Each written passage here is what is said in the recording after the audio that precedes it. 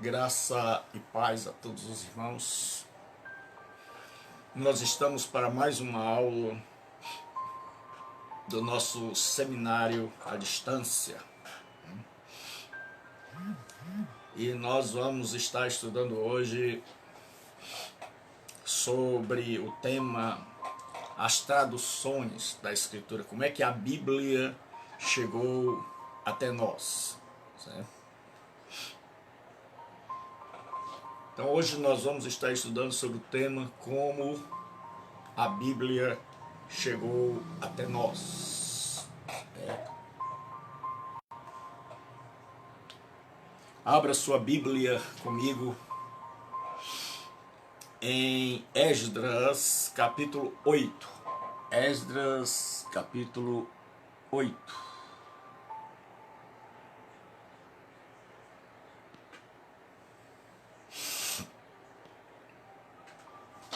Esdras capítulo 8, Pai do Senhor, pastor Reginaldo, graça e paz. Esdras capítulo 8 e os versículos 5 e 8. Leremos os versículos 5 e o versículo de número 8. Então, Esdras diz assim a palavra de Deus. Boa noite, Ana, boa noite a todos. Esdras 5 e 8. 5, aliás, Esdras capítulo 8, verso 5 e o verso 8. E Esdras abriu o livro perante a vista de todo o povo, porque estava acima de todo o povo, e abrindo-o ele, todo o povo se pôs em pé, e leram no livro, na lei de Deus, e declarando e explicando o sentido, faziam que lendo se entendesse. Neemias, capítulo 8, versículo 5 e o versículo de número 8. Boa noite, minha irmã Roberta. Boa noite, Francisco. Então hoje nós vamos ter a nossa aula sobre como a Bíblia chegou até nós. Como é que essa Bíblia sai lá do judaísmo e ela vem até os nossos dias. Nós já estamos lá embaixo no PDF de vocês. Quem já imprimiu ou já leu no celular a segunda parte desse material que eu mandei, dê aí um sinal assim, ok, pastor, eu recebi, porque eu já mandei 2 vezes para o grupo. Então, quero pedir aos irmãos que não esqueçam de estarem sempre olhando no grupo, porque o grupo é o único meio que nós temos de comunicação além desse, certo? Então, quem já recebeu, dá aí o seu sinal, porque quem já leu, porque eu já coloquei no grupo do Estad. Então hoje nós vamos falar sobre as traduções da Bíblia, que é como a Bíblia chegou até nós. Tá aí o Robson, já recebeu, já tirou de lá, Graças a Deus. Como é que a Bíblia chegou até nós? Então nós vamos falar hoje sobre traduções, certo? Então nós sabemos que a primeira escritura, a escritura do Antigo Testamento, ela foi escrita em hebraico. Por exemplo, você vai ler lá, tem Bereshit bara Elohim vet hashamayim vet haaretz. Aí você vai ler lá, tem assim, Vihaaretz haita tohu vavohu veroshe alpinei terron veruach Elohim merahefet alpinei hamai vayomer Elohim Or, vaierri, or, certo? Ou seja, no princípio criou Deus os céus e a terra era tohu vavohu, sem forma e vazia. É como se você fosse fazer uma casa, você tivesse colocado todo o material, e agora você fosse dar forma. Você agora fosse construir, certo? É o que na teologia nós chamamos de ex nihilo. Deus criou tudo do nada. Nós não criamos, tudo se transforma. Então, Deus criou do nada. Criar ex nihilo quer dizer criar sem ter o material pré-existente. Então, Deus primeiro produz o material numa linguagem bem simples, encosta. Então nós vamos ver hoje como é que a Bíblia chegou até nós, certo? Então, a primeira necessidade é o texto que nós vemos. Ele vai mostrar. O povo de Israel fala o hebraico, e eles têm um versículo predileto que é o Shema. Shema Israel, Adonai Eloheinu, Adonai Had. Ou ouve Israel, o Senhor nosso Deus, o Senhor é um, certo? Deuteronômio 6:4. Então esse é o chama de Israel, é o ouve, certo? É o versículo principal do judeu. Então o que acontece? Se fala o hebraico, está todo mundo bem, todo mundo lendo a Bíblia. A Bíblia está sendo ensinada, pregada. Mas os judeus ainda não tinham a noção de levar o evangelho a outras nações. Quando eles foram deportados para a Babilônia e para outras nações, lá eles, grande parte, aprendeu uma nova língua. Uma língua parecida com o hebraico, chamada de aramaico. Então muitos esqueceram a língua antiga, a língua hebraica, e agora falavam o aramaico. Outros, por sua intimidade com as escrituras, principalmente os sacerdotes, que tinham que estar lendo, mesmo lá na Babilônia, porque lá eles criaram as sinagogas. Lá na Babilônia o judeu deixou de ser idólatra. Lá na Babilônia ele anunciou a vinda do Messias, e lá na Babilônia ele levou as escrituras hebraicas. Então aqueles que estavam acostumados com a Bíblia hebraica, que era no caso os sacerdotes, esses ainda falavam o hebraico. Mas aqueles que não estavam habituados a ler a Bíblia, porque naquela época não tinha tanta facilidade, então todos eles agora estavam falando o aramaico, que era a língua das outras nações ali por perto, principalmente na Babilônia. Então quando eles retornam da Babilônia, 70 anos, muita gente que foi sabendo hebraico morre. Uns poucos agora ainda se dedicam à língua hebraica, e uma imensa maioria do povo de Israel agora fala fluentemente o aramaico. Então eles estão retornando para sua terra, e ao retornarem para sua terra, eles sabem que todo retorno começa com a escritura. Irmãos, eu creio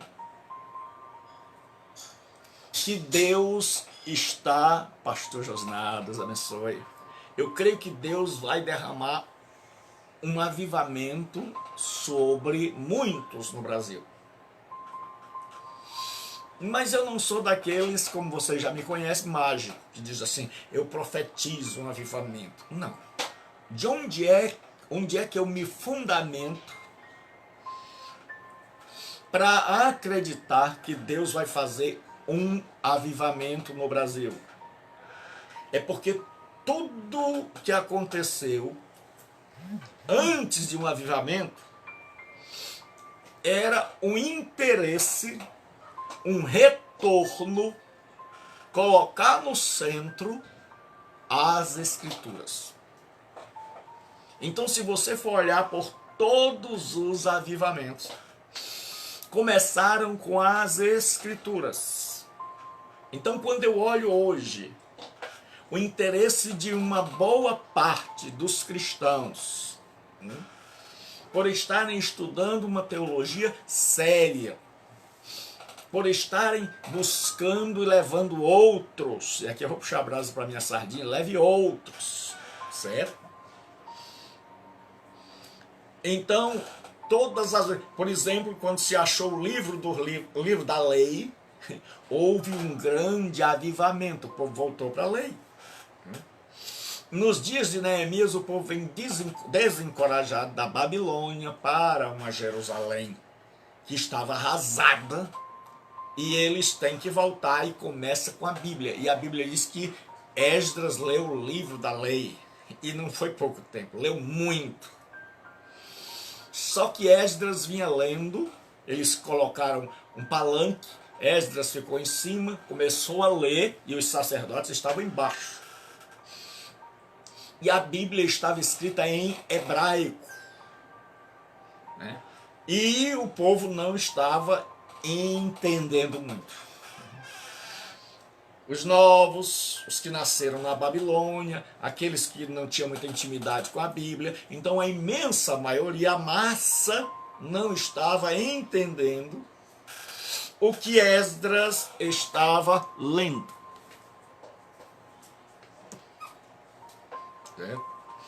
Então agora o que aconteceu? Os sacerdotes, veja o que diz, e leram no livro da lei de Deus, e declarando e explicando o sentido, faziam com que lendo se entendesse. O povo não estava entendendo, e aqui não era entendendo o texto, aqui era entendendo a língua. Então o que acontecia? Esdras lia em hebraico, os sacerdotes auxiliares traduziam do hebraico para o aramaico e explicavam ao povo. Aí o povo dizia, agora, assim eu entendo. Então se percebeu a necessidade agora de uma tradução da Bíblia, porque pouca gente falava o hebraico. E se pouca gente falasse o hebraico, então a Bíblia ela ficaria restrita a uns poucos, e a grande multidão estaria privada da Bíblia, que foi o que aconteceu na Idade Média, quando a Bíblia só tinha em latim, e a grande multidão que não falava latim ficou privada da Escritura. E é por isso que os historiadores pentecostais chamam esse período de Idade das Trevas, né? Então, a Bíblia só existe em hebraico até então. Mas aí surge a necessidade.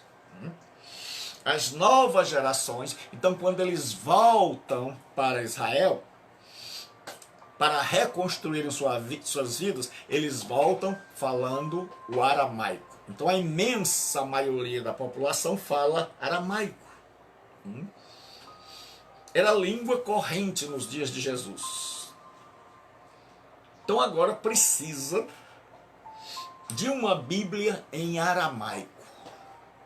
E aí os judeus começaram a sentir a necessidade, porque se não tivesse uma tradução da Bíblia para o aramaico, pouca gente iria entender. Então sempre que você se preocupa com missões, sempre que você se preocupa com educação teológica, com edificação da igreja, você se preocupa com tradução da Bíblia. Porque como é que nós vamos fazer missões se nós não temos uma Bíblia na língua do povo que nós queremos alcançar? Então, parte da obra missionária é a tradução fiel das Escrituras. E hoje ainda tem lugares onde não tem um texto da Escritura. E outros que têm apenas o Novo Testamento ou partes dele. Então agora nossa aula é tradução. Então havia... E eu queria saber se o fundo musical não está muito alto, que você me dê aí Se está normal, basta só botar o ok. Né? Boa noite, César. Então, se o fundo musical tá normal, não está prejudicando a aula, você me dá um ok aí, por favor.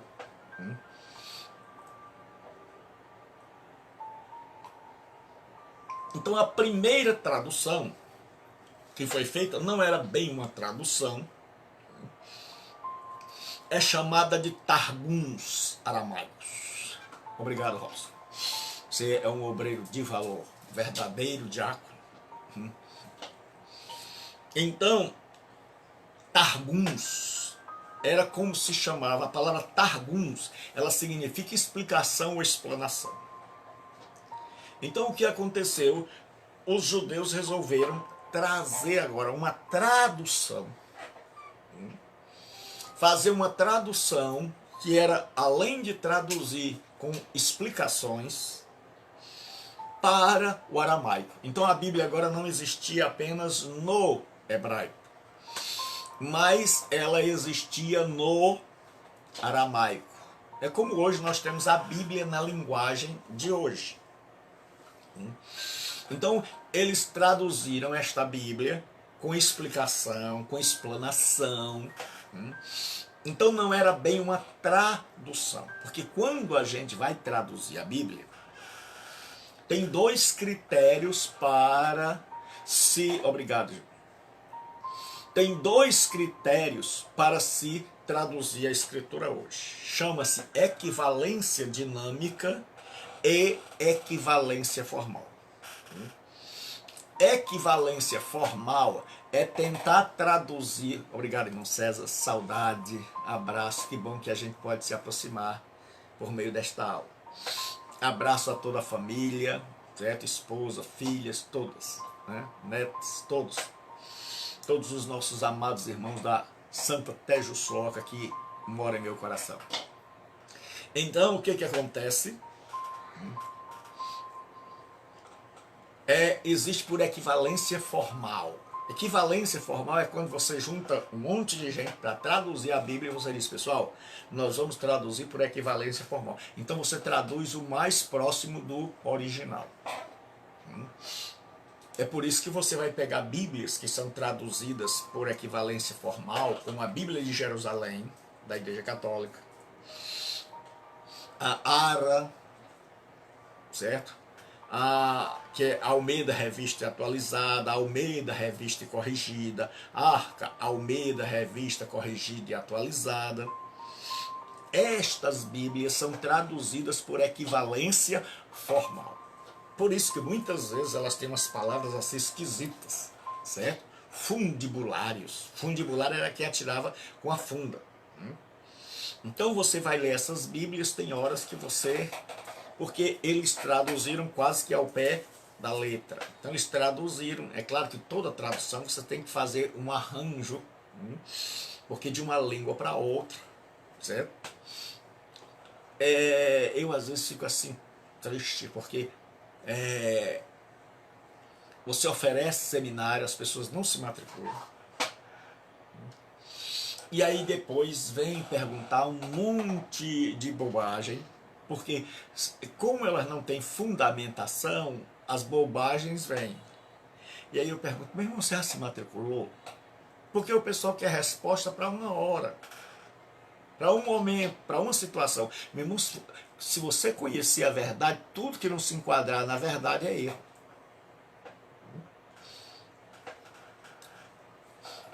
Tudo que não se enquadrar na verdade é erro.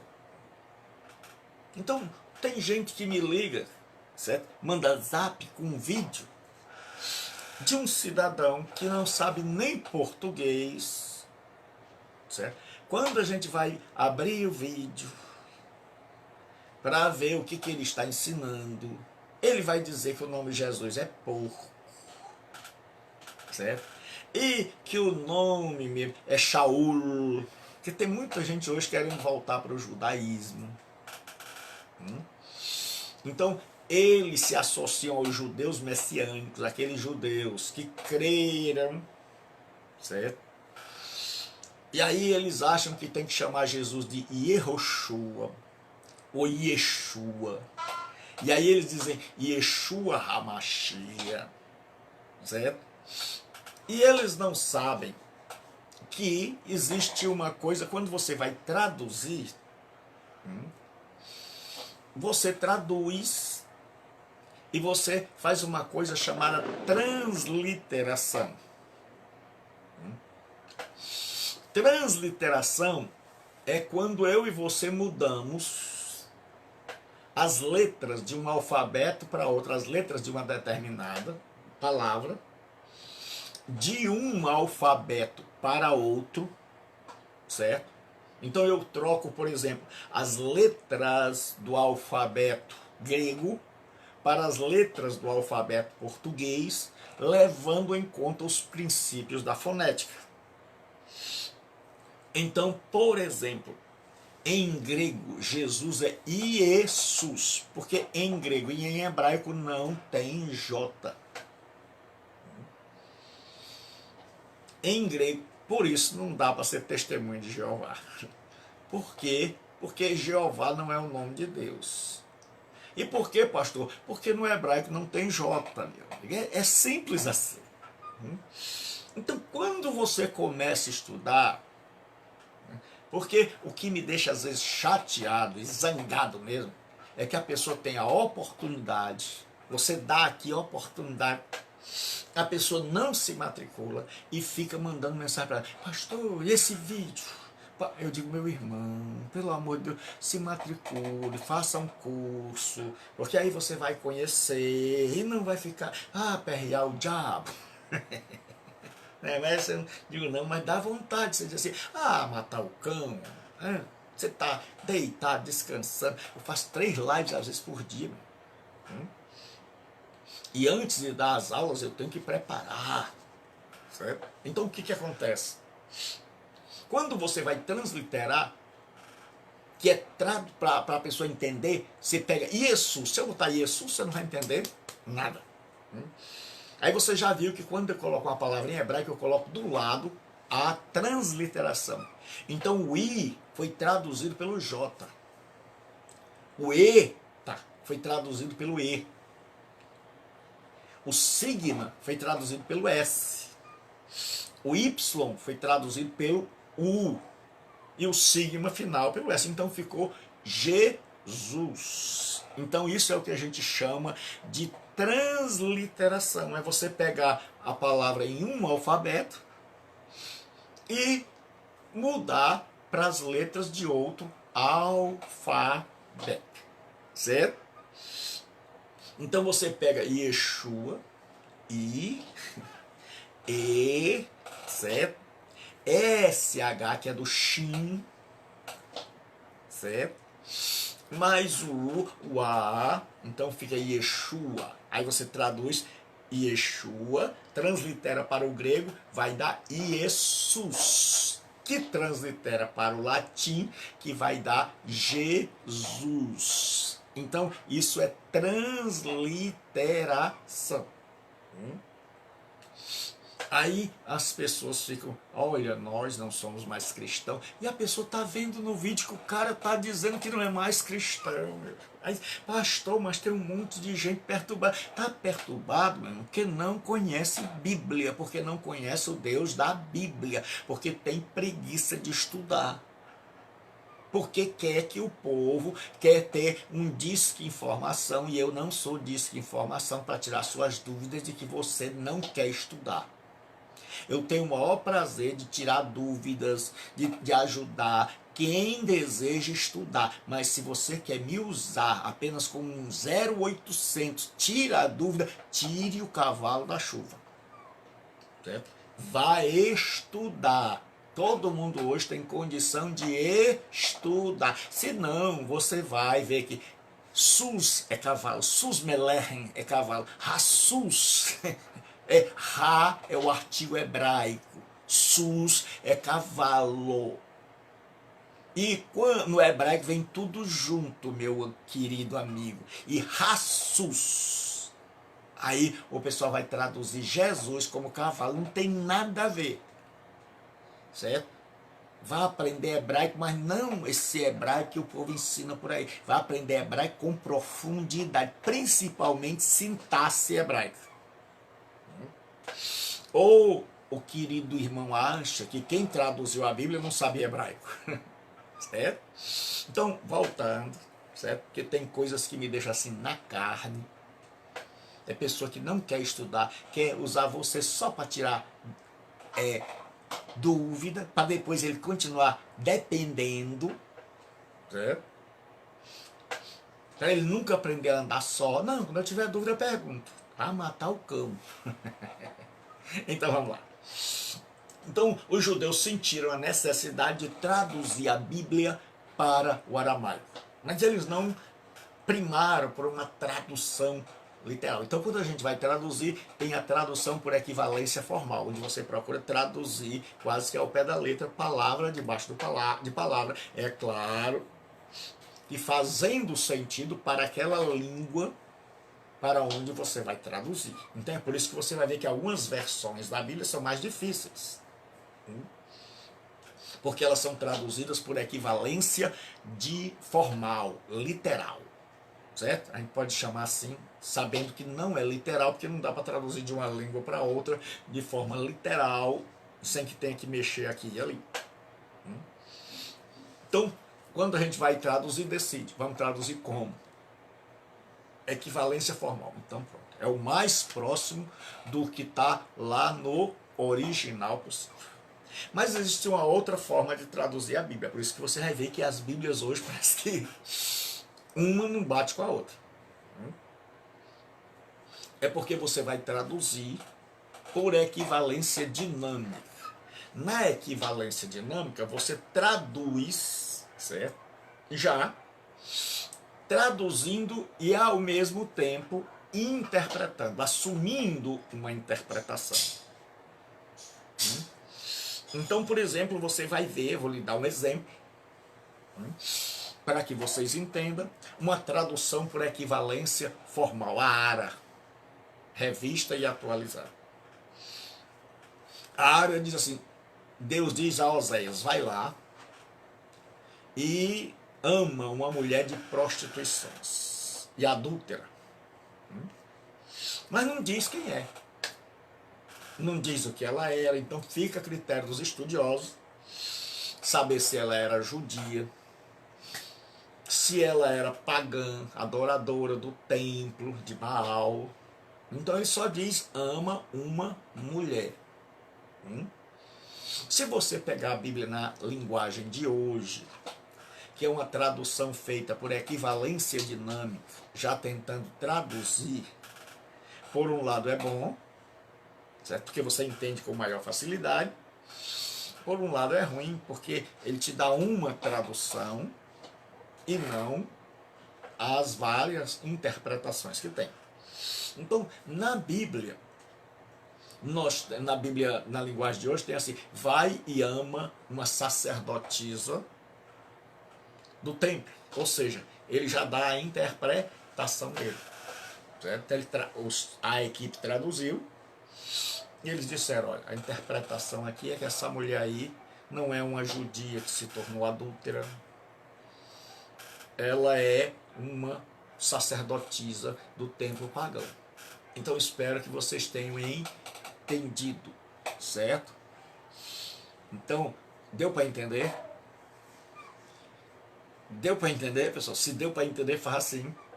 Então, equivalência formal, literal. Deus abençoe, seu Freitas, que saudade, seu cabra bom. Então, equivalência formal é quando você traduz quase que ao pé da letra.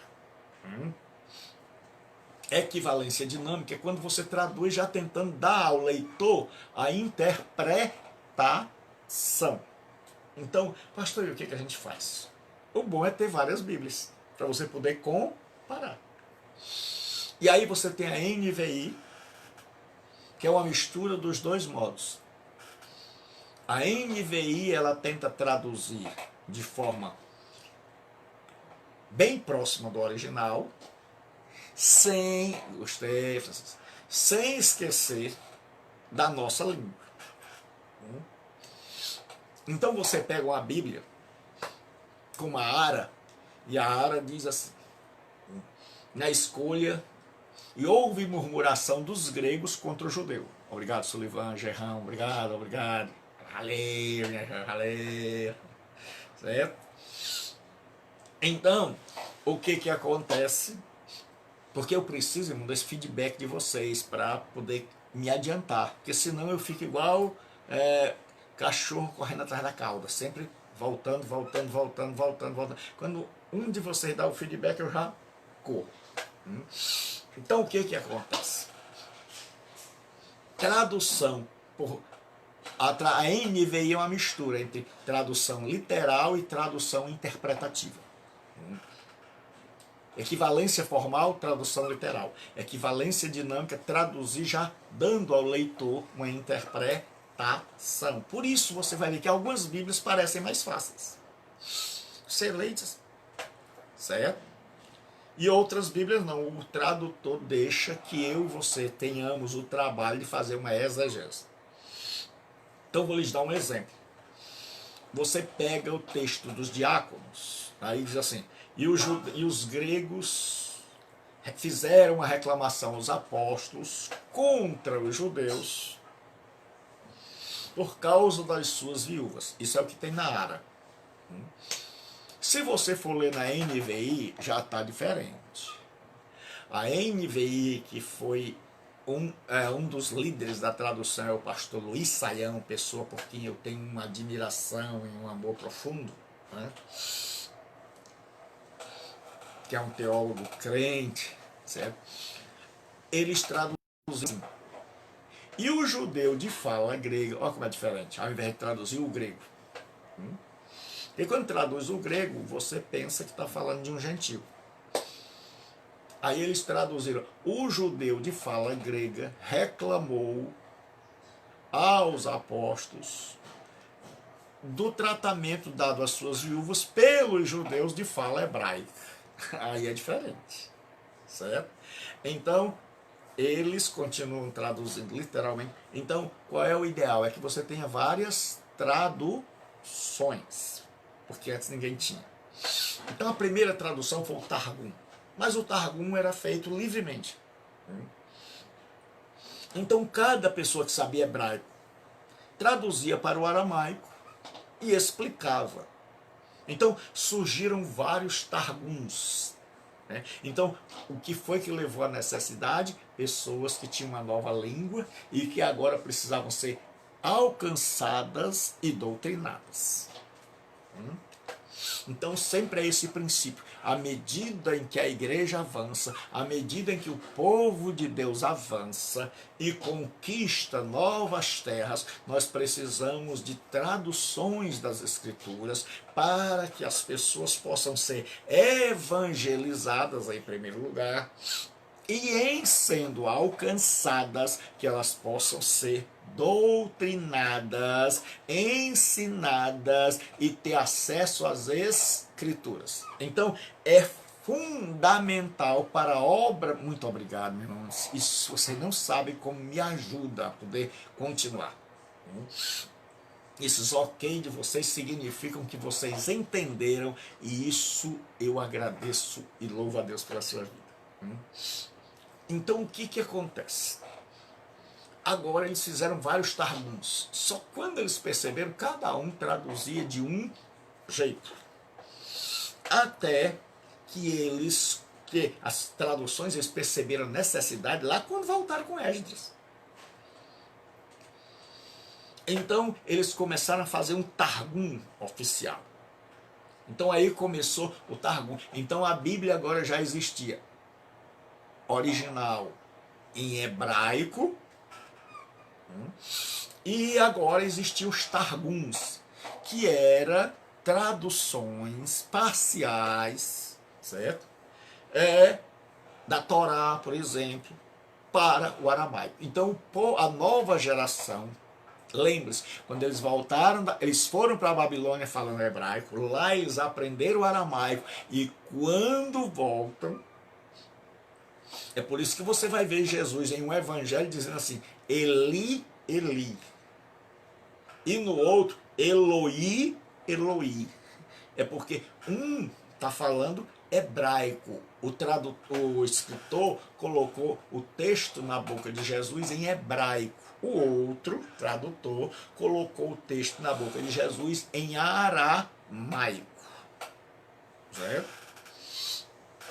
Então, o que acontece? Por isso que eu saio e assim, mas espera aí.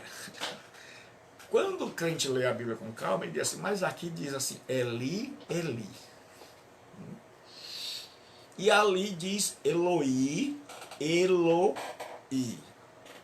Certo?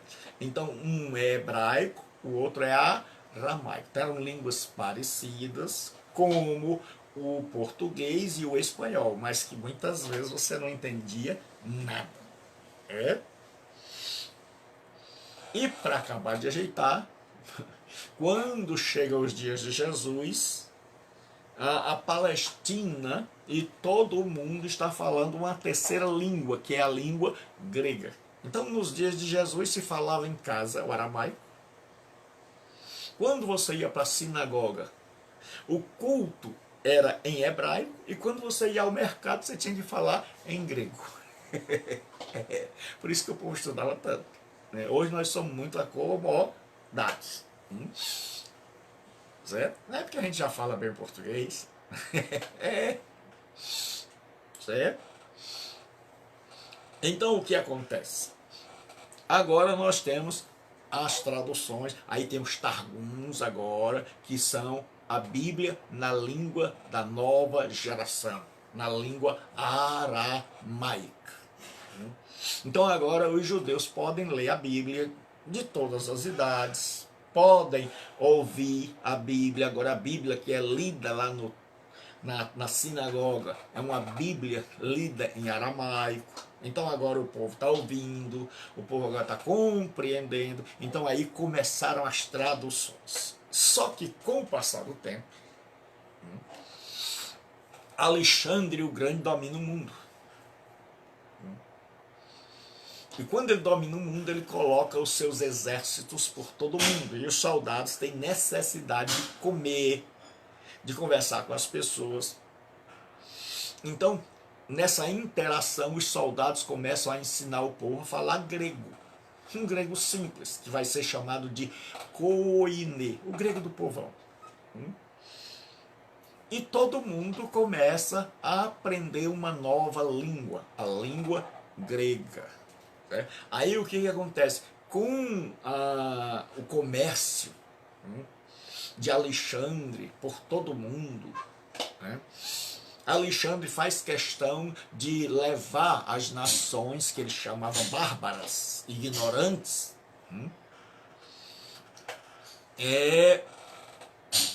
a cultura grega, e dentro da cultura a língua grega. Então a língua grega agora se espalha, e ela é maior do que o inglês hoje. Então no mundo todo mundo arranhava o grego. Então se você sabia grego, você podia pregar em qualquer lugar do mundo. Certo? Então agora o mundo inteiro estava falando pelo menos duas línguas. Sua língua materna mais a língua grega. Então agora quem está nascendo está se importando em falar grego. Não está mais se importando em falar aramaico. O menino, ele quer aprender a falar o grego. Certo? Então as novas gerações, o novo mundo agora, exige do povo de Deus uma nova tradução. Se eles querem alcançar essa nova geração, estes novos povos, eles têm que traduzir a Bíblia para o grego. Porque se não traduz a Bíblia para o grego, ninguém vai querer saber de Bíblia. É tanto que você vê hoje. Pouca gente estuda hebraico. Você já imaginou se Deus tivesse deixado a Bíblia em hebraico e em grego? e esperasse que os crentes fossem estudar hebraico e grego, e ele fosse aprender assim, Aleph, Beit, Gimel, Dal, He, Vav, Zayin, Ret, Tet, Yod. Ou então diz assim, meu irmão, aqui, quando eu começo a dar aula de grego ou de hebraico, o aluno fica assim, está chupando limão ainda assim, alfa, beta, gama, delta, epsilon, zeta, teta, iota, kappa, lambda, mi, ni, xi, ômicron. O tal do xi é que é horrível, certo? Então, o que acontece? Mas todo mundo para ler a Bíblia tivesse que... Então, naquela época, o pessoal começou a perder o interesse. Porque dizia assim, rapaz, eu nasci num mundo que fala o grego. Minha mãe fala hebraico, mas eu não estou com muita coragem para ir aprender hebraico, para ir ler. O povo já não tem vontade de ler a Bíblia, imagina tendo que aprender uma nova língua. Então, o que aconteceu? Surgiu a necessidade de uma tradução da Bíblia hebraica para a língua grega. Então você vai ver, o tempo vai andando, as línguas vão mudando, porque o mundo é dinâmico. Então lembre-se de uma coisa, se você não está disposto a ir mudando, porque nós temos que acompanhar o mundo, não em seu pecado, mas em suas mudanças culturais. Em suas descobertas, em suas novas línguas, para que a gente, em sua amplitude, para que a gente possa ser povo de Deus, ser instrumento de Deus e alcançar as pessoas. Então o que acontece agora? Surge a necessidade de uma tradução da Bíblia para a língua grega, certo? Porque o mundo inteiro fala grego. Então como é que faz? Deus é Deus. Deus é maravilhoso, que o povo não se portou muito em fazer uma tradução. Mas quando o povo de Deus se esquece, Deus lembra. Então surgiu uma tradução chamada de Septuaginta, ou versão dos 70, em latim.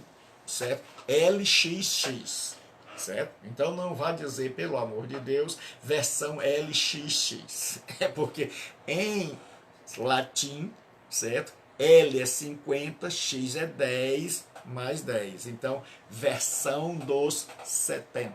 Então esta tradução ficou famosa, certo? E era a tradução utilizada pelos apóstolos. Era a tradução em grega da Bíblia hebraica para o grego.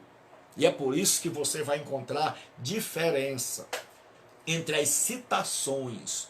Você que lê a Bíblia com responsabilidade, com cuidado, já olhou e disse assim, espera aí. Paulo citou um texto aqui, e eu fui ler lá no Antigo Testamento o mesmo texto, certo? E você vai ver que ele diz, levou cativo o cativeiro e deu dons. Você vai ver lá no Antigo Testamento, levou o cativo o cativeiro e recebeu dons dos homens. Então você vai ver que o Velho Testamento está no hebraico. Só que a Bíblia que os cristãos estão usando agora é a chamada Septuaginta. Porque o cristianismo surgiu em um mundo de cultura e língua grega. Então eles têm que pregar com uma mensagem que os judeus da época de fala grega, que o mundo de fala grega soubessem. Isso é o que a gente chama de contextualização. É você pregar numa língua que o povo entende. Por isso é que Paulo vai criticar os irmãos falando em língua no culto. Porque ele diz assim, ninguém entende. Aí ele diz assim, prefiro falar 5 palavras na minha própria língua do que 10.000 em língua estranha. Para que o povo receba edificação. Então agora surge, primeira tradução foram os Targums, agora a Septuaginta. E como é que essa história, a Septuaginta é tão famosa que ela tem uma história? Então há uma carta de Aristeias a Filócrates, entre 130 e 100 anos antes de Cristo. Havia em Alexandria uma biblioteca, né? A maior biblioteca do mundo. E foi uma coisa que eu não disse hoje do Pérgamo. Em Pérgamo tinha uma biblioteca com quase 200 mil volumes. E aí, como a biblioteca de Pérgamo queria superar a de Alexandria, que ficava no Egito, o rei do Egito proibiu que mandasse papiro para lá para eles escreverem mais livros. E aí os de Pérgamo disseram, não tendo papiro, nós temos que arrumar outro meio, porque a necessidade é a mãe da invenção. Certo? E aí eles começaram a fazer escrever em pele de animal, e inventaram o pergaminho. Por isso, pergaminho vem da cidade de Pérgamo. Então, o que acontece? Tem aqui a maior biblioteca do mundo em Alexandria. E guarde esse nome. Alexandria vai ser a cidade da teologia. Os grandes teólogos vão sair dessa cidade, Alexandria, no Egito. Então, o que acontece? Agora, o bibliotecário Demétrio de Faleros, ele chega para o imperador, para o rei, para Ptolomeu II, Filadelfos. E ele diz que precisa, que tem todos os livros já do mundo, mas faltam as escrituras do Antigo Testamento. E ele quer ter estas escrituras do Antigo Testamento em grego, para que ele tenha na biblioteca dele, para que a biblioteca dele seja realmente sem faltar nada, que todos os livros importantes, veja como Deus é bom, toca no coração de um bibliotecário, e a gente pensa que Deus só usa crente. Ninguém se preocupou, nem um rabino, ninguém se preocupou e disse, rapaz, o povo fala grego, por que nós não vamos traduzir a Bíblia para o grego?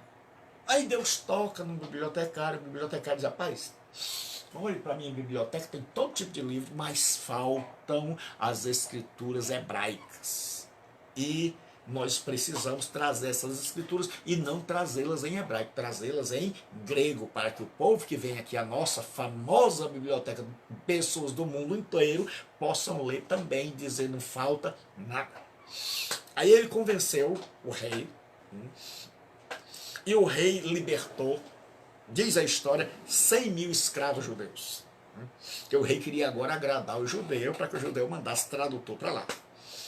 E o rei mandou uma comissão chefiada pelo Demétrios Falérios para Jerusalém para falar com o sacerdote Eleazar.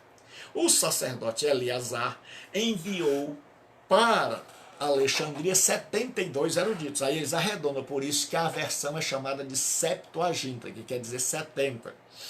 Ou versão dos 70. Porque foram 72 eruditos, 72 sábios, que entendiam tanto de hebraico como de grego, para traduzirem primeiro a Torá, os 5 livros de Moisés.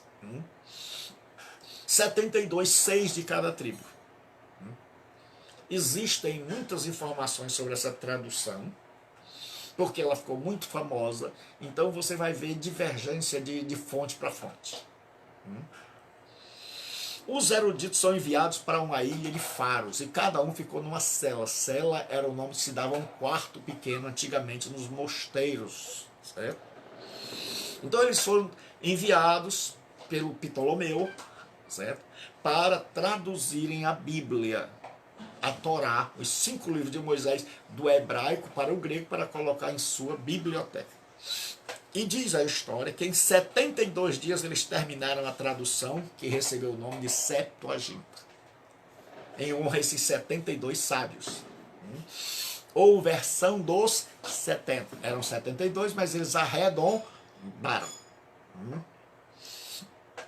E era a tradução agora. Então agora existia a Torá em hebraico e a Torá na língua grega. A lei, os 5 livros, agora estavam dispostos na biblioteca, certo, de Alexandria para qualquer pessoa ler. Então, quando eles leram a tradução da Torá, ela ficou concluída, o povo ficou muito feliz e invocaram até uma maldição sobre quem adulterasse aquela tradução. Então essa tradução ficou tão famosa que ela tornou-se a Bíblia cristã. Por isso o judeu não gostava muito dela. No começo, os judeus achavam o máximo.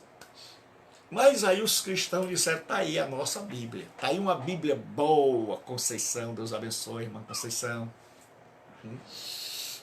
Então, os cristãos disseram, tá aí uma Bíblia boa, o mundo inteiro agora fala hebraico, fala grego. Por isso que naquela época a pessoa podia ser missionário bem ligeirinho, bastava ter o chamado, não precisava nem aprender uma outra língua, ele já sabia grego, o mundo todo falava grego, Deus já tinha preparado o mundo. E agora era só ir. Então quando Paulo ia, ele não tinha dificuldade. Certo? Então, só porque Paulo era muito macho, e Paulo foi lá para os confins da terra mesmo, só quando ele chega na Licaônia é que ele não entende o que o povo está dizendo na língua local. Mas até na Licaônia, onde o povo era pagão mesmo, pagão do pé rachado, pagão, o povo entende a língua grega. Então agora tem a Bíblia na língua grega. E esta Bíblia vai ser a Bíblia utilizada pelos cristãos. Então, quando você vê os cristãos citando um texto, eles não estão citando um texto lá da Bíblia hebraica. Eles estão citando um texto da tradução do hebraico para o grego, chamada de versão Septuaginta ou versão dos 70. Então, agora o que acontece? A Bíblia foi escrita em hebraico, Velho Testamento. Depois traduzido para o aramaico por conta da necessidade. Aí o mundo passa a falar grego, surge uma necessidade, ninguém se deu conta. Mas Deus, em sua providência, agora coloca a Bíblia na língua do povo, na língua hebraica, na língua grega. Então agora tá grega, certo? Então, se alguém entendeu aí, deu ok, só o okzinho. Então agora nós já temos 3 línguas. Foi em hebraico, o Antigo Testamento, passou para o aramaico e recebeu o nome de Targum, que quer dizer explanação, explicação. E depois passou para a língua grega. E essa versão agora vai ficar hiper famosa, super famosa, porque ela é a tradução que vai começar com a tradução só da Torá, e depois eles vão traduzir todo o Antigo Testamento do hebraico para o grego, e esta vai se tornar a Bíblia dos cristãos, a Bíblia dos apóstolos, a Bíblia da igreja primitiva. E por ser tão querida pelos cristãos, os judeus acabaram deixando ela de lado. Então agora nós já temos 3 traduções, certo? 3 traduções. E aí agora surgem 2 cânones. Porque tinha a Bíblia hebraica, com 22 livros, e tinha a Bíblia grega, certo? E na Bíblia de origem grega foram acrescentados aqueles livros que a gente chama de apócrifos, certo? Então agora tinha um cânon com 22 livros e tinha um cânon com 22 mais 7, certo?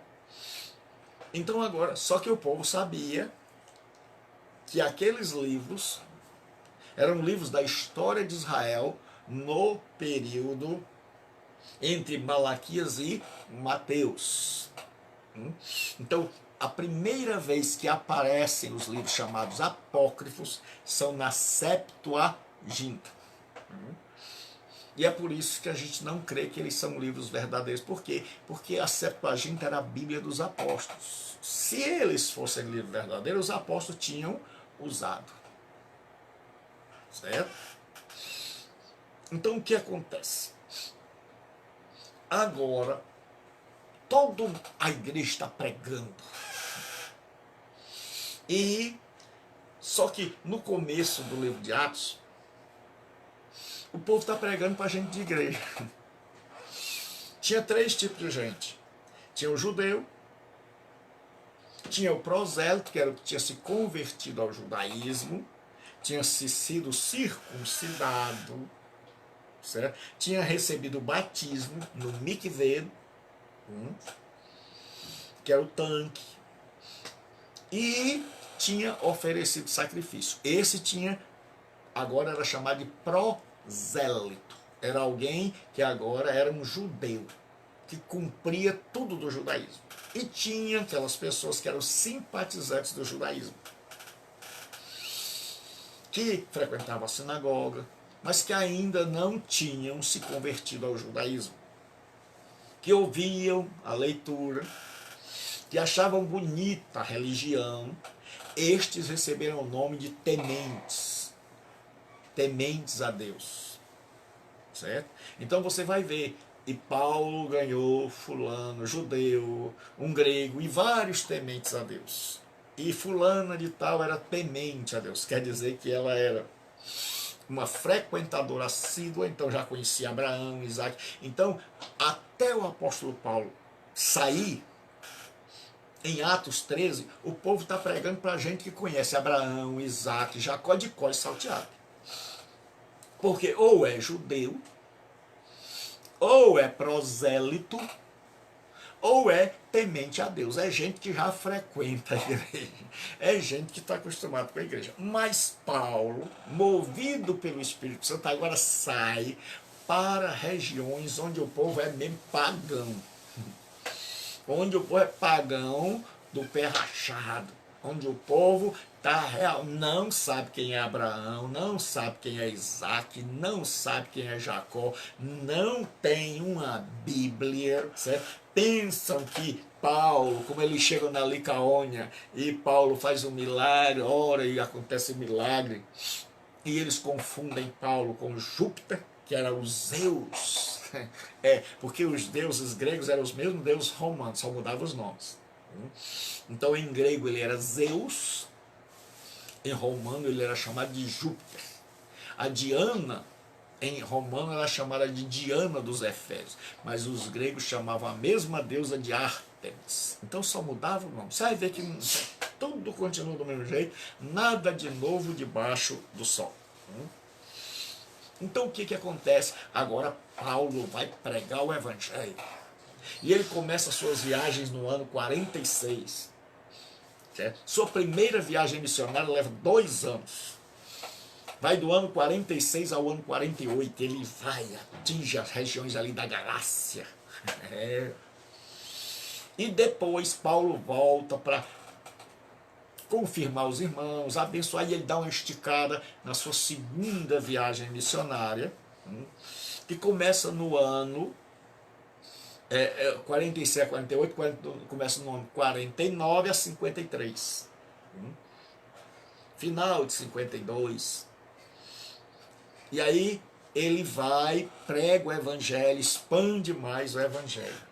E aí ele vai para a sua terceira viagem missionária, que vai do ano 54 ao ano 57. Então, em 12 anos, Paulo evangelizou, e ele diz, todas as pessoas debaixo do céu ouviram. E ele vai fazer sua quarta viagem, que é a viagem a Roma como prisioneiro. Porque Paulo tinha um grande desejo. Era pregar na maior cidade, era chegar aos confins da terra. E o livro de Atos leva em média 20 anos. E o livro de Atos vai narrar a história do pequeno grupo que começou em Jerusalém e vai, em 20 e poucos anos apenas, alcançar o vasto império, certo? E chegar a Roma. E Paulo tinha um desejo de ir a Roma e pregando o evangelho a Roma, por isso ele escreve a carta aos romanos, para que os romanos, porque falavam muito mal de Paulo. Certo? Paulo era, para muitos judeus, o cão. Então eles falavam mal, todo mundo descia além em Paulo. E é por isso que ele vai escrever a carta aos Romanos, que é para o povo saber o evangelho que ele crê. Por isso que a carta aos Romanos é uma das maiores pérolas da teologia. Porque ele tem o sonho de ir a Roma, ele escreve aos irmãos, olha, eu quero ir a Roma, e daí ser encaminhado por vocês aos confins da terra, que ele desejava chegar à Espanha. Só que Paulo não vai a Roma do jeito que ele queria. Ele chega em Jerusalém para ofertar, ele leva um gentil com ele, o gentil não entrou no templo, mas o povo acusa, a turba não vai perguntar, corre, quer matar Paulo, acusando-o de ter introduzido um gentil no templo, nem foram olhar. Por isso eu te digo, sempre que você ouvir alguma acusação, vá ver. Quando mandarem uma mensagem para você no celular, vai examinar, não seja uma turba louca. Então pegaram Paulo, prenderam o apóstolo Paulo, e agora querem matá-lo. E aí os romanos estão sempre do lado de Paulo, porque Lucas está dizendo que ele está escrevendo às autoridades romanas através de um homem chamado Teófilo, e ele está querendo dizer que sempre que houve problemas, os cristãos estavam certos e as autoridades romanas ficaram do lado dos cristãos. É uma espécie de apologia também. O livro de Atos não é apenas a história da igreja. Ele é evangelismo, ele é apologia. Ele está defendendo o cristianismo diante das autoridades romanas. E aí ele diz o seguinte, ele vai mostrar que sempre que há um conflito, aí ele diz, os romanos vieram, interviram, salvaram Paulo, e vendo que Paulo ali corria perigo de ser linchado, levaram para Cesareia, que era onde ficava uma fortaleza, onde tinha o procônsul. E quando Paulo percebe em Cesareia que ele vai ser condenado ou linchado, porque ali ninguém tem peito, ele usa a prerrogativa de cidadão romano. O cidadão romano, quando ele percebia que o tribunal era contra ele, e que ele ali não teria nenhuma opção, ele podia apelar para César. Então era um direito do cidadão romano dizer, eu quero ser julgado pelo imperador. E aí, meu amigo, quando a pessoa apelava para o imperador, todos os outros tribunais se aquietavam e ele era enviado ao imperador. Então Paulo pensava em ir a Roma como missionário, mas ele foi como prisioneiro, mas foi. Não importa o jeito que nós vamos, mas a gente vai. Jesus é bom. Então Paulo agora chega em Roma. Então agora, no período interbíblico, surge o Império Grego. Quando Jesus vem, quando chegam os tempos do Novo Testamento, os romanos tinham derrotado os gregos e assumiram o poder mundial. E como diz a profecia lá, eles partiram a terra, eles esmigalhavam. Os romanos dividiam a terra em pequenas porções chamadas de tetrarquia, por isso que a Bíblia vai chamar de Herodes tetrarca da Itureia, da Galileia, não sei mais quem, porque era ele a filharada. Sempre foi assim, mano. É de pai para filho, sempre essa história, certo? É o rei que não quer entregar o rei ao outro, então o rei passa do pai para o filho, certo? Era o Herodes pai, que é chamado de Herodes o Grande, aí vem o Arquelau, e tudo isso aí é Herodes. Porque o primeiro Herodes se tornou um título. Aí vem Herodes, Herodes Agripa, Herodes tal. Aí vem aquele Herodes lá que Paulo está pregando para ele. Lá ele é casado com a Berenice, ele é chamado de Agripa. Então o nome dele mesmo é Herodes Agripa. Então tem Herodes que não acaba mais, porque os filhos deles vão assumindo o lugar. O homem vai morrendo, vai assumindo e também vai sendo chamado de Herodes. Então tenha cuidado para você não confundir tanto Herodes. Porque no Novo Testamento tem Herodes que não acaba mais. Então o que acontece? Agora Roma domina o mundo. A cultura continua sendo a grega. Os deuses continuam sendo os deuses grecos romanos, são os mesmos, só mudam de nome, de Zeus para Júpiter. Então, o que acontece? Agora está despontando uma nova língua, que é a língua de Roma, o latim. E em muitas partes do império já se fala o latim, já não se fala mais, o grego já não é mais a língua oficial. Então em muitas partes do mundo já se fala o grego, ainda se fala o grego ainda perdurou por muito tempo, mas já está começando uma nova língua, que é a língua latina, que é o latim. E aí o que acontece? Começam os líderes das igrejas, percebendo que agora o povo fala, certo? Que as pessoas que vão nascendo já estão se habituando mais ao latim, porque eles são romanos, são orgulhosos, então eles querem falar a língua do país deles e do império deles. Então agora começa a surgir uma nova língua, e com a nova língua começa a surgir a necessidade de uma nova tradução. Então, à medida que vai nascendo gente nova, em que o mundo vai passando por transformações, a Bíblia tem que ser traduzida. Então veja que Deus tem o cuidado de não deixar seu povo parar.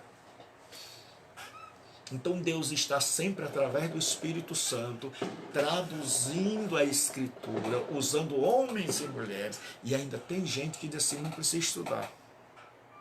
Meu irmão e minha irmã amada, você que diz que não precisa estudar e que ninguém precisa fazer um seminário porque o Espírito Santo ensina tudo, se não fossem os estudiosos, você não teria uma Bíblia em português, você teria uma Bíblia em hebraico, onde eu diria para você, Laila Tov, e você diria, o quê?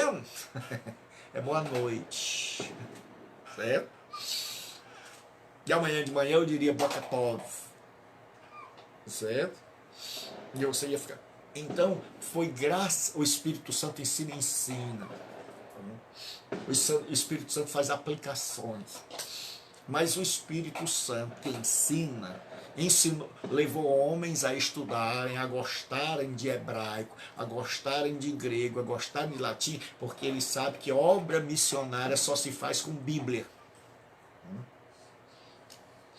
Que há necessidade de ter uma Bíblia, e não uma Bíblia em latim, não uma Bíblia em hebraico, não uma Bíblia em grego, mas uma Bíblia na língua daquele povo. E muitos missionários, quando chegaram lá em determinadas tribos, tiveram que traduzir a Bíblia para a língua daquele povo. Primeira coisa que eles tiveram, e muitos chegaram, não tinha nem sequer uma gramática. Se você lê a história, o livro Até os Confins da Terra, que está por aqui, não sei, esse livro aqui, grande, Até os Confins da Terra, que é grande, a obra missionária desde os dias de Paulo até os nossos dias. Se você ler esse livro Até os Confins da Terra, que eu não sei como é que está hoje, porque esse livro aqui é antigo, esse livro aqui tem uns 30 anos. Este livro vai mostrar que muitos missionários chegaram em alguns lugares e não tinha nem sequer alfabeto, então eles tiveram que inventar um alfabeto, fazer uma gramática para poder traduzir a Bíblia, para poder ganhar aquele povo. E você vem me dizer que não precisa estudar, meu? E você tem esta cara de dizer que não precisa estudar? É claro que você diz isso porque você desconhece tudo. Porque se você tivesse um mínimo de conhecimento, pelo menos de tradução da Bíblia, você saberia como é importante que um crente seja capacitado capacitado. Que um cristão possa ser altamente capacitado. Porque você já imaginou se Deus real chama e diz, olha, você vai ser uma missionária ou um missionário. Só que o local onde eu vou mandar você não tem. Você chegando lá diz, amém, glória a Deus, eu vou. E é como Deus diz assim, Elias, não se preocupe, faltou água no riacho? Faltou. Os corvos não vieram mais deixar pão, Senhor, o negócio está sério. O Senhor me mandou ficar aqui, de boa. Eu estava aqui, de manhã eu bebia água, tinha um riachozinho aí, plena seca. O rei está me caçando, mas eu estou aqui, né? Tinha um riachozinho aí, água bem fresquinha. De tarde e de manhã os corvos traziam pão, e o Senhor mandou corvo, porque corvo não come carne. Então eles traziam a carne para mim, ninguém tocava, vinha o bife inteirinho, eu só comia bife, estava tudo bom. Mas, pai, o riacho secou, e agora? Deus disse, não se preocupe, já arrumei uma casa para você ir. Elias deve ter pensado, e Deus disse, é uma viúva. Elias deve ter pensado, é uma viúva rica. Quando ele bate na porta, a mulher diz, diga, meu senhor, ele disse, Deus me mandou aqui. A mulher disse, rapaz, será que você veio para a casa certa, meu filho? Porque eu não tenho nada para dar ao senhor. Eu estou indo fazer a última janta para eu e meu filho morrermos. Então, se Deus mandar você assim, para um lugar, e disser, minha filha, meu filho, você vai ser missionário. Porque se eu e você estamos falando bem sério, a serviço de Deus, a qualquer momento, Deus pode ou nos chamar para a glória, ou nos chamar para a sua obra. E é por isso que Deus está levantando tanta gente para ensinar, para preparar o seu povo, para que a gente possa ser missionário nestes últimos dias. Deus está levantando pessoas que amam a teologia, que amam o conhecimento de Deus, que estão procurando conhecer a Deus, estão buscando se capacitar, estão saindo das trevas, estão saindo da ignorância, estão deixando o tradicionalismo, estão deixando que o mundo seu seja estreitado só pela igreja, culto o templo, e estão abrindo a mente para dizer, existem outras línguas, existem outras nações, Jesus só vem quando o mundo for alcançado, então ele vai usar, e a igreja ainda é o único instrumento de Deus, apesar das limitações da igreja, mas a obra da evangelização mundial vai ser feita por meio de mim e de você. E se Deus chamar o senhor ou a senhora, que acha que tá bom do jeito que você tá, para um lugar onde não tem gramática, onde não tem sinais, certo? Onde não tem letras que representam sons, como é que você vai pregar? Então havia sempre uma necessidade. Você vai ver a história de Filas. O Filas foi pregar numa cidade, numa tribo, e lá o povo gostava de guerra, era só de ultrapassar, era de matar. E o Filas traduziu toda a Bíblia, mas ele disse, sabe uma coisa? Esses caras aqui dão maior valor ao Sylvester Stallone. É Rambo direto, é bala que não acaba mais. Eles dão maior valor, é cortar pescoço, certo? Então ele não traduziu aquelas partes onde Deus mandava, vá para a guerra, acabe, mate velho, velha. Então, aquelas partes ele disse, não vou traduzir, porque esse povo já gosta de guerra.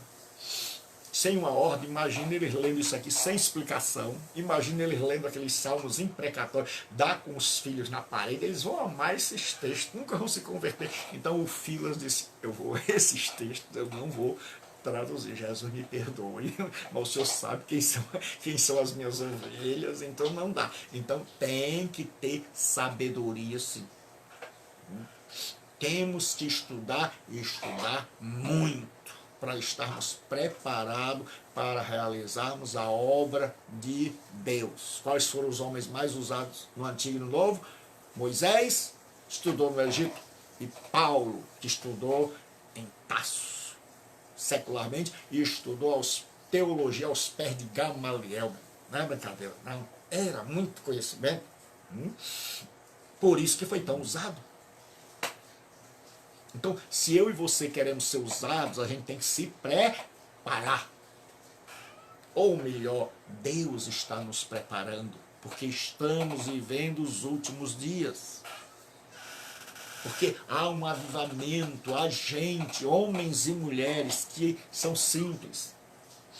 E são pessoas que não tinham muito conhecimento, mas que de repente o Espírito Santo abriu a mente e disse: você precisa estudar. E aí Deus, sabendo que você não podia, começou a levar o estudo e bater na sua porta e abra aí. Abra aí, sou eu. Eu quero que você me conheça. Eu vou usar esse pobre coitado chamado Gilberto. Ele não é nada, eu é que sou tudo, é porque eu me importo com você, eu me importo com a minha obra. O mundo está perecendo, o meu filho está voltando e eu não tenho outra opção a não ser usar vocês, porque eu decidi, apesar das limitações de vocês, da fraqueza de vocês, dos erros de vocês, mas eu decidi que a minha obra será feita através da igreja. Por isso, meu irmão, não adianta sair da igreja. É tentar melhorar a igreja. E a igreja somos nós. À medida em que eu melhoro, à medida em que eu creio, à medida em que eu aprendo, à medida em que eu me comprometo com Deus, a igreja vai melhorando. Agora, se ninguém aprender, ninguém melhora, a tendência é que a igreja apostate. Então o que acontece? Agora vai surgir a necessidade da tradução da Bíblia na língua latina. Olha como a Bíblia agora já está tomando conta do mundo. Já tem Bíblia em hebraico, mas só sabia o judeu. Agora tem Bíblia em aramaico. O judeu antigo e o judeu novo conhecem a palavra de Deus. A Bíblia está ao alcance de todo. Ninguém agora pode dizer que é ignorante. Aí o mundo começa a falar grego. As tribos mais longínquas começam a falar grego. Aí Deus traduz primeiro a Torá, depois Deus traduz todo o Antigo Testamento para a língua grega. E agora tem uma Bíblia famosíssima no mundo, é a Septuaginta, ou a versão dos 70. Então esta Bíblia agora, os cristãos pegam essa Bíblia em grego e saem. E eles começam a ler, e eles começam a ler, ler. E agora cristão que não sabia hebraico começa a ler a Bíblia e eles saem pelo mundo testemunhando e o mundo fala grego e eles têm uma Bíblia em grego. Certo? Então a Bíblia cristã agora é a Bíblia Septuaginta. Deus disse: olha, vou dar, porque irmão, Deus é demais. Se eu fosse você, eu lia a Bíblia e a estudava. Porque qualquer pessoa que estuda teologia e teologia que presta, é impossível você não se apaixonar. É impossível você estudar teologia de verdade e você não ficar assim, boquiaberto, fascinado e dizer assim: mas rapaz, Deus é tremendo. Deus é maravilhoso. Agora ele está enchendo o mundo de Bíblia para cumprir aquela profecia. O conhecimento de Deus cobrirá a terra como as águas cobrem o mar. Não quer dizer que todo mundo vai saber. Mas Deus está dizendo: eu vou botar uma Bíblia em cada língua. Eu vou dar acesso a cada pessoa. Eu vou dar uma Bíblia na sua casa. Eu vou botar a Bíblia até no celular. Eu vou botar alguém para ler a Bíblia para você. E se você não souber de Bíblia, então está ferrado. Não há desculpa, porque Deus vai dizer: meu filho, eu traduzi a Bíblia para a sua língua. Teve alguém que teve a feliz ideia, como o Cid Moreira e tantos outros, de lerem a Bíblia para você. Tem lá, você basta botar o celular, o fone no ouvido, como faz o pecador chamado Gilberto Rebouças, e fica lá até altas horas da noite se deleitando, se banqueteando. Eu fico me banqueteando e eu fico dizendo: Senhor, como é bom. Pergunta é: você tem prazer na palavra de Deus? A palavra de Deus te dá prazer. Você tem prazer nela. Porque são algumas perguntas que nós temos que fazer no final desta aula. Está chegando a minha hora, 9h30. Certo? Então nossas aulas são em média 1h30, porque quando você estiver fazendo um curso presencial, começa às 6h45 e vai até às 10h. Então o pessoal do CETAD aí está voltando, lembra? Essa molezinha vai acabar. Nós vamos começar a estudar até perto das 10, certo? E com muito álcool. Certo? Então, o que acontece? Agora Deus está traduzindo a Bíblia para o latim. Os bispos das igrejas, eles começam a perceber que não adianta pregar em grego, que não adianta dizer assim, ego eimi, re rodós, cai realeta, cai rezoe, o deis erquetais prostom patera, eime diemu.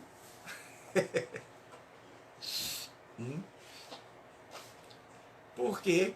Porque isso quer dizer, eu sou o caminho, a verdade e a vida. O Deus, ninguém, erquetai, vem, prostom patera, para o Pai, eime, senão, exceto, caso contrário, através de mim. Ou seja, eu sou o único meio de se chegar ao Pai. Só que não dava mais para pregar assim. Porque o povo dizia, o que ele disse? O que o bispo aí disse? O que foi que ele disse? Certo? E tem gente hoje com o nome de bispo que não sabe nem português direito. Gente.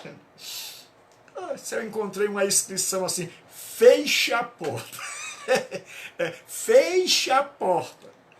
Com F-E-X, E-I, feche. Se quiser, eu te encomendo. Pense na pessoa para saber português. Certo? Feche com X. Certo? Então, feche a porta. Então, o que acontece? Não vou dizer quem é. O que acontece é que nós precisamos estudar a palavra de Deus. Então, o que aconteceu? Agora a Bíblia vai ser traduzida para a antiga latina. Uma das mais antigas traduções conhecidas das escrituras hebraicas no Ocidente foi conhecida pela alcunha de Antiga Latina. Cerca de 200 anos antes de Cristo, o povo começou a traduzir agora a Bíblia para o latim. E nós vamos parar por aqui hoje. Então nós vimos que a Bíblia foi traduzida, a Bíblia começou, ela surgiu, o Antigo Testamento, originalmente em hebraico. Surgiu uma grande necessidade de alcançar novas pessoas. E a Bíblia foi traduzida para o aramaico. Porque as pessoas precisavam ouvir, porque a fé vem pelo ouvir. A fé não vem pelo sapateado. A fé vem pelo ouvir. Então o que acontece agora é que a fé vem pelo ouvir. E Deus sabe que para eu e você termos uma fé substancial, nós precisamos ter uma base bíblica. Nós precisamos conhecer as Escrituras. Jesus diz, errais não conhecendo as Escrituras, porque são elas que dão testemunho de mim. Então Jesus diz que a Escritura é um meio que leva a um fim, e o fim é Ele. E Paulo diz, porque o fim da lei é Cristo. Então o objetivo da lei é nos conduzir a Cristo. Então Deus sabe que todo avivamento, que toda a obra vai necessitar de gente que se esmere para levar a mensagem e de gente que esteja disposto a traduzir a Bíblia. Então Deus chama a mim e a você para sermos seus agentes de transformação, levando a Escritura aos povos. E para isso nós precisamos estar capacitados para traduzi-la. Porque até agora nós já vimos que ela já chegou ao Império Romano. Uma Bíblia que foi escrita num país pequeno, do tamanho de Sergipe. Ela agora é traduzida para gente que fala aramaico em toda aquela região, em todo o Império da Babilônia. Então agora a Bíblia está ao alcance do povo. Aí vem Alexandre o Grande, expande o mundo, conquista até a Índia e implanta a língua grega. E Deus traduz, e Deus manda, orienta, conduz a tradução da Escritura lá do pequeno Israel para o vasto Império grego. E agora a Escritura cobre a terra, como as águas cobrem o mar. E agora todos têm acesso. Certo? Quando a Bíblia Sagrada diz que o conhecimento do Senhor vai cobrir a terra, não quer dizer que todo mundo vai ouvir pregação. Está dizendo que a Bíblia está ao alcance de todos. Que a Bíblia agora está em grego para qualquer pessoa no vasto império de Alexandre, que chegava até a Índia. Caso quisesse, podia ter acesso à Escritura. Mas quando os romanos vêm e subjugam o Império Grego, e a língua latina começa a ser a língua oficial do mundo, e vai ser a língua da teologia, e vai ser a língua da teologia, Deus começa a traduzir, a levar homens a traduzirem a Escritura para o latim, para traduzirem a Bíblia para a língua latina, para que o mundo de língua latina, porque, vamos retroceder, o mundo hebraico não tem desculpa. Mas aí o povo vai para a Babilônia e diz: eu não tenho culpa, eu nasci na Babilônia. Eu não sei hebraico, eu sei aramaico. Deus diz: não se preocupe, neném. Eu vou traduzir o Targum. Vai ser tradução com explicação para você. Agora eles são indesculpáveis. Aí vem Alexandre, conquista o mundo e as pessoas dizem: mas eu não posso conhecer esse Deus, porque eu não falo nem hebraico nem aramaico, eu falo grego. E Deus diz: não se preocupe, porque eu vou mandar 72 sábios. E eles vão vir aqui, vocês não vão lá.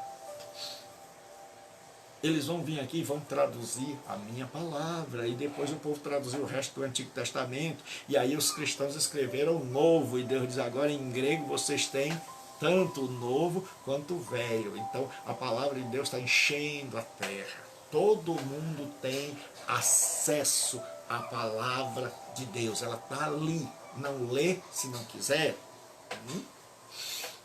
E aí o império se torna latino agora. A língua dominante da nova geração é latina. Deus disse: não se preocupe. Não se preocupe, que eu também tenho uma mensagem para os de língua latina, para aqueles que estão no vasto Império Romano. E aí depois nós vamos ver que homens como Filas disseram: Roma é grande, o Império Romano é grande, mas tem os bárbaros, tem aqueles que estão fora do Império. E meus irmãos, eu vou contar um testemunho para terminar essa aula, para a gente terminar crente. Existem uns crentes, certo? E estes irmãos são ingleses. E eles queriam evangelizar povos não alcançados. Só que existiam tribos, e quando a gente fala tribo, não é tribo só de índio, eram pessoas, cidades, que não permitiam cristãos lá. E estes irmãos que haviam orado 400 anos sem parar, todos os dias, Então, esse povo tinha tanta paixão pelas almas que eles diziam, como é que a gente vai entrar? Como é que a gente vai entrar? Eles não permitem cristãos. E um dia, aqueles países hiperfechados disseram, nós precisamos de mão de obra. Nós estamos precisando de escravos. Então eles começaram a contratar escravos. Sabe o que esses irmãos fizeram? Se venderam como escravos para poder ter o direito de irem lá e pregar o evangelho para os seus senhores. Você já imaginou? Alguém está no bem bom e se vender como escravo para poder anunciar Cristo. E eu fico assim, como é que nós podemos estar sossegados? Como é que uma pessoa é salva, alcançada, diz que o Espírito Santo habita nela, que ela foi redimida, e ela não tem interesse por conhecer a Deus, por ler sua palavra com responsabilidade, e ela não se importa com aqueles que estão perdidos. Por favor, se alguém souber a resposta, coloque aí. Se você tem a resposta para estas minhas perguntas, porque são perguntas que eu me faço. Como pode uma pessoa dizer que foi alcançada por Deus sem ter desejo de o conhecer? Como pode amar a um Deus que ele desconhece? E como pode alguém que foi chamado por Deus não se preocupar com o mundo que está se perdendo? Ficar de braço cruzado, porque todos os domingos antes da pandemia nós estamos pregando fora. E você não vê mais ninguém para se converter. E eu quero perguntar a você, meu irmão, para ver se sou apenas eu, mas eu não sou o único, eu tenho certeza.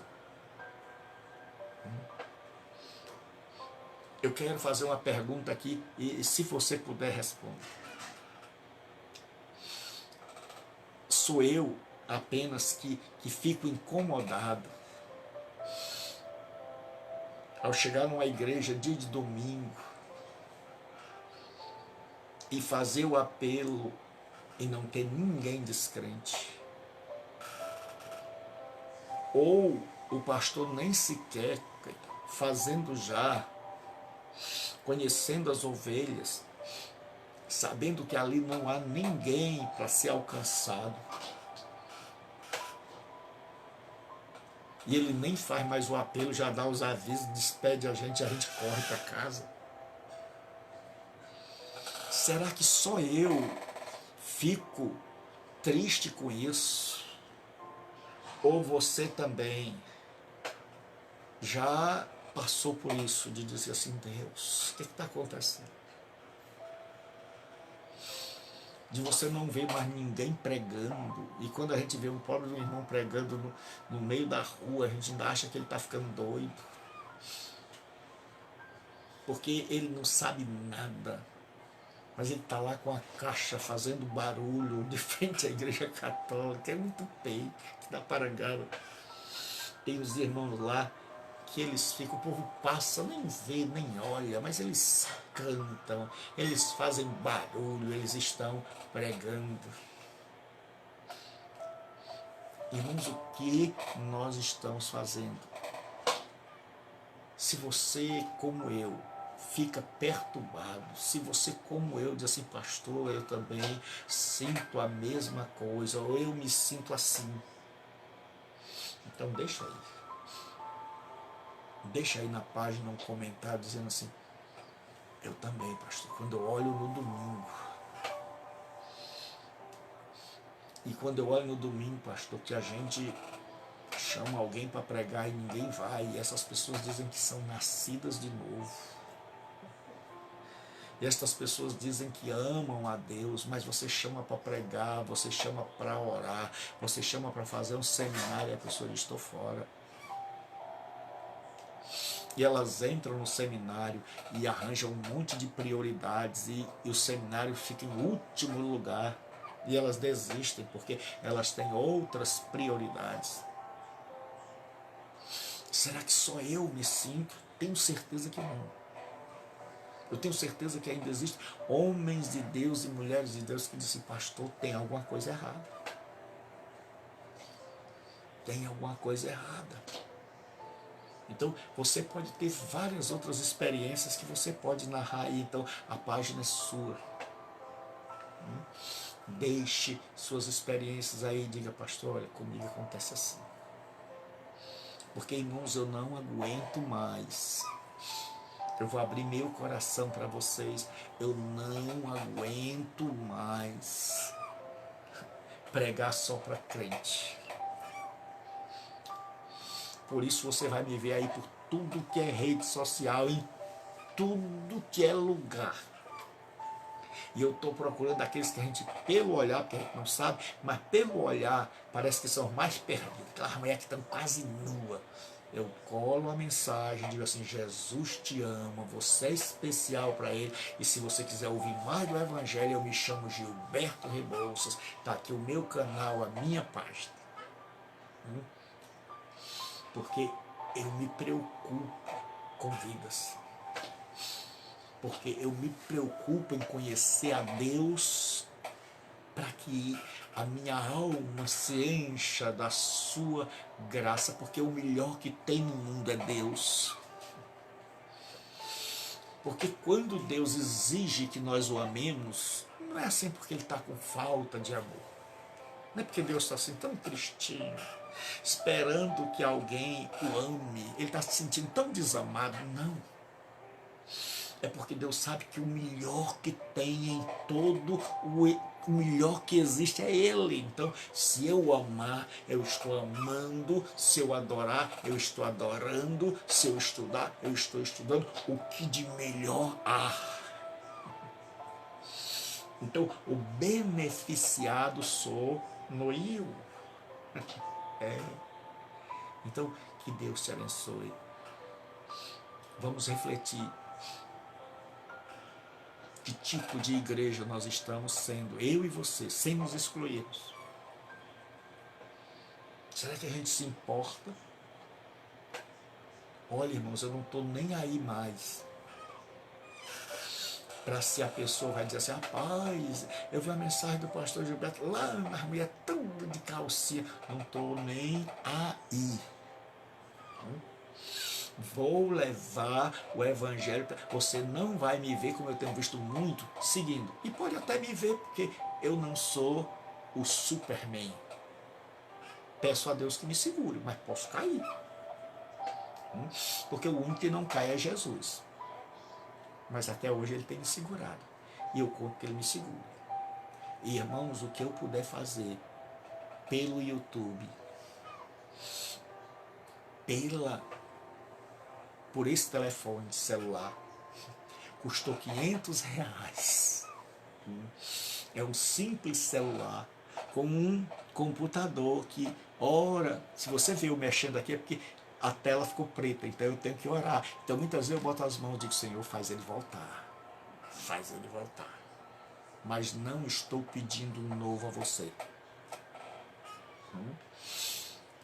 Não estou pedindo um celular novo, porque tem gente assim, meu irmão, meu celular é tão velhinho. É uma maneira de dizer, me dê. Estou muito feliz com o meu celular. É um J2 Core Galaxy. Para mim é ótimo. O meu computador é velhinho, mas eu amo. Certo? Então eu vou pregar, vou anunciar, vou botar. Talvez eu esteja enchendo a paciência de vocês com tantas mensagens. Criei já um monte de grupo. E talvez você, meu irmão, esteja em 2 grupos, porque eu não tenho tempo para examinar se eu botei você em 2 grupos. Então, se eu botei você em 2 grupos, você está recebendo 2 mensagens de uma vez. Me perdoe. Quem não gostar, é um direito seu, é só sair do grupo. Mas saiba de uma coisa: eu não vou parar de levar o Evangelho. Eu estou cansado de pregar para gente que ouve e não muda. E eu tenho orgulho de cada um de vocês. Eu tenho orgulho desse povo que diz assim, pastor, estamos juntos. Então eu espero ouvir aí de você a sua experiência. Porque eu estou abrindo meu coração para você. Eu estou dizendo, eu não aguento mais. Eu não aguento mais ver o mundo indo para o inferno.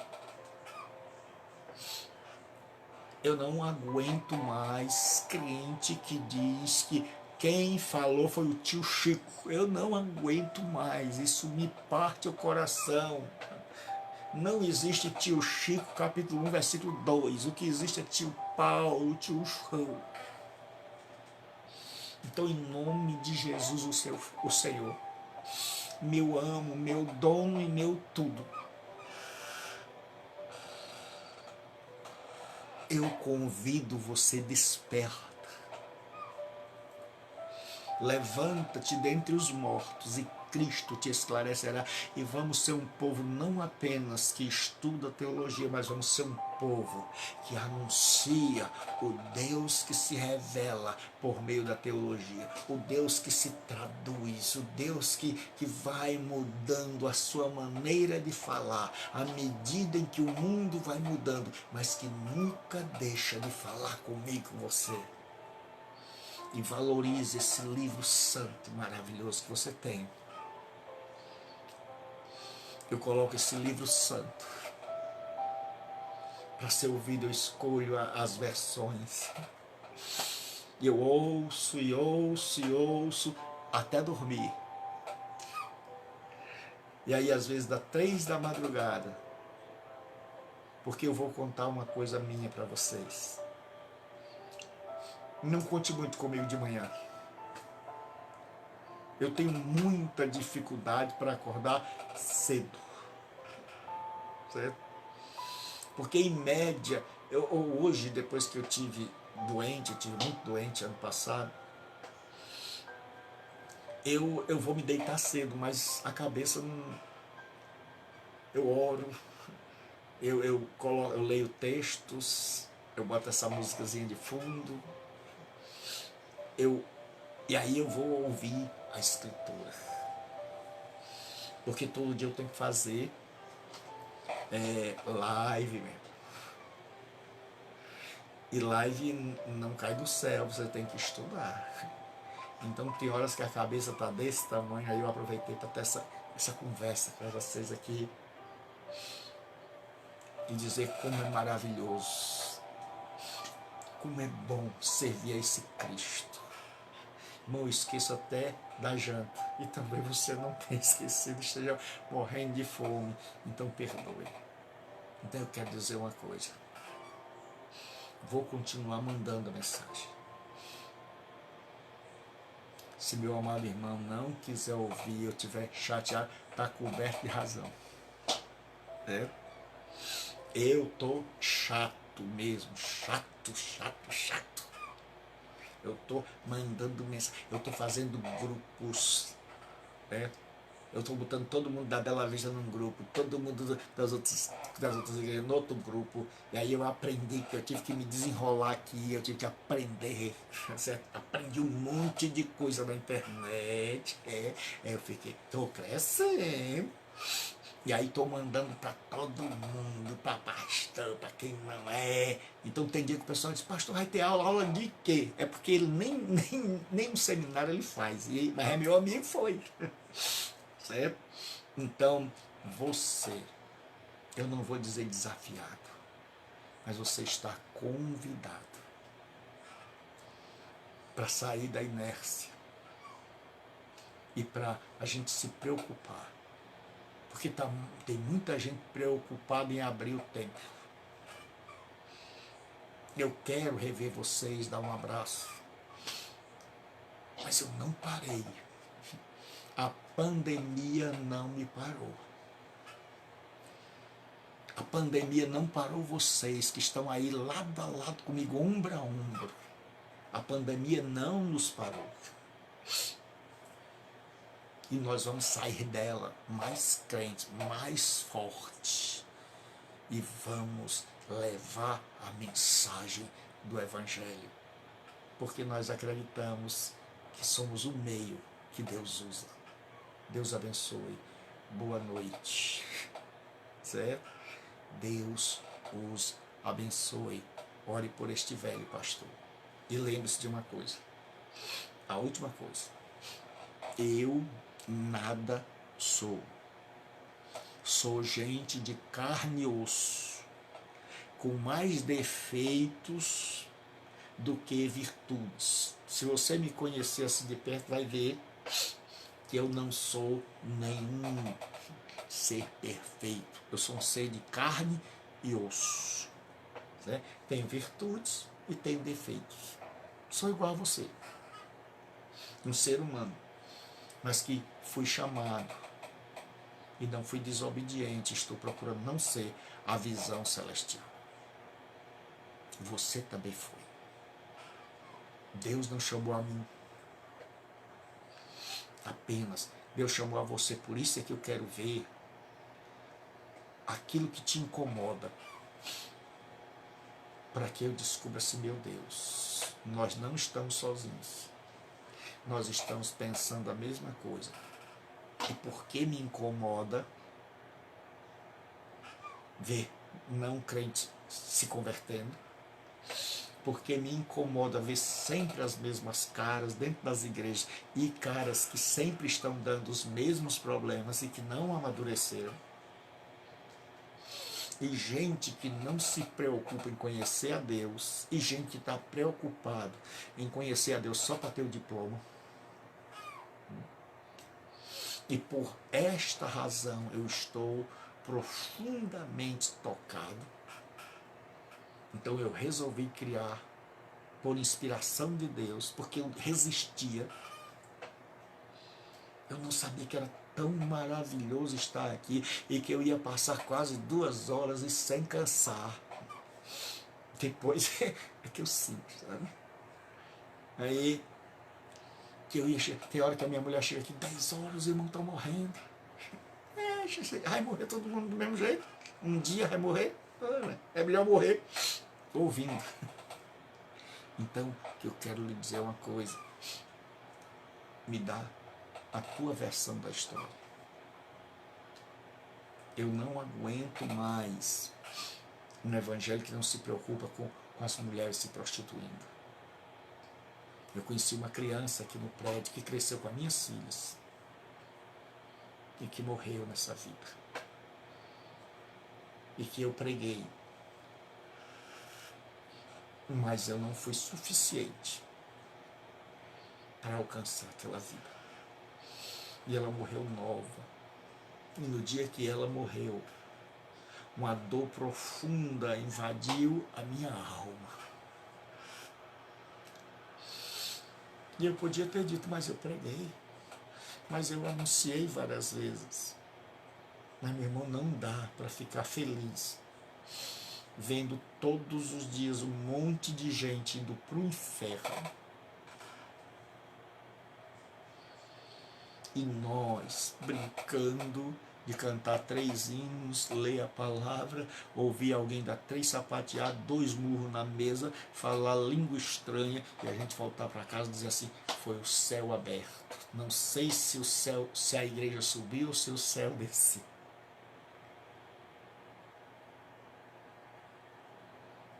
Concorda? Te aguardo.